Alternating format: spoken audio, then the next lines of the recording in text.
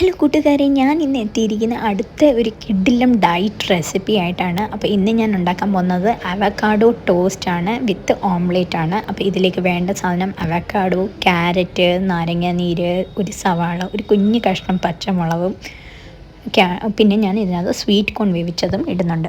അപ്പം ഞാൻ ആദ്യം തന്നെ നമ്മുടെ സ്പൂൺ വെച്ച് തന്നെ അവക്കാഡോ, നല്ല പഴുത്ത അവക്കാഡോ എടുക്കുകയാണെങ്കിൽ നമുക്ക് സ്പൂൺ വെച്ച് തന്നെ എല്ലാം മാഷ് ചെയ്തെടുക്കാൻ പറ്റും. അതിലേക്ക് ഞാൻ ചെറുതായി അരിഞ്ഞ സവാളയും ഗ്രേറ്റ് ചെയ്ത ക്യാരറ്റും കുഞ്ഞ് പച്ചമുളകും അതിൻ്റെ കൂട്ടത്തിൽ ഉപ്പ്, കുരുമുളക്, പിന്നെ ചില്ലി ഫ്ലേക്സ്, നമ്മുടെ ടേസ്റ്റിനനുസരിച്ച് നിങ്ങൾക്ക് ഏതെങ്കിലും മസാല എന്തെങ്കിലും ചേർക്കണമെങ്കിൽ അങ്ങനെ ചേർക്കാം. ഞാനിവിടെ ചേർത്തിരിക്കുന്നത് ചില്ലി ഫ്ലേക്സും ഒറിഗാനോയും നമ്മുടെ കുരുമുളക് പൊടിയും ഉപ്പും ഒക്കെയാണ് ചേർത്തിരിക്കുന്നത്.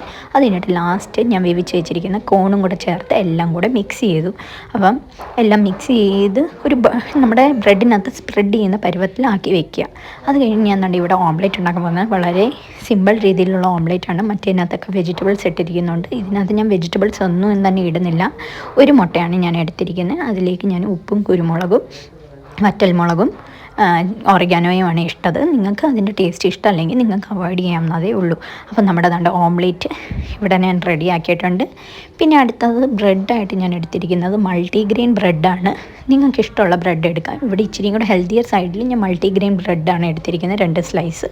ഇതിലേക്ക് നമ്മുടെ സ്പ്രെഡ് നന്നായി സ്പ്രെഡ് ചെയ്ത് കൊടുക്കുക. ഇച്ചിരി കണ്ടൻറ്റ് കൂടുതലുള്ള രീതിയിൽ വേണം സ്പ്രെഡ് ചെയ്യാൻ. ശകലമായിട്ട് തൂത്ത് പിടിപ്പിക്കുക, നന്നായിട്ട് തേച്ച് പിടിപ്പിക്കണം. അതിൻ്റെ മണ്ടയ്ക്ക് ഞാൻ നമ്മുടെ ഓംലെറ്റ് 4ആയി മടക്കി അതിനകത്ത് വെച്ച് ക്ലോസ് ചെയ്യുകയാണ്.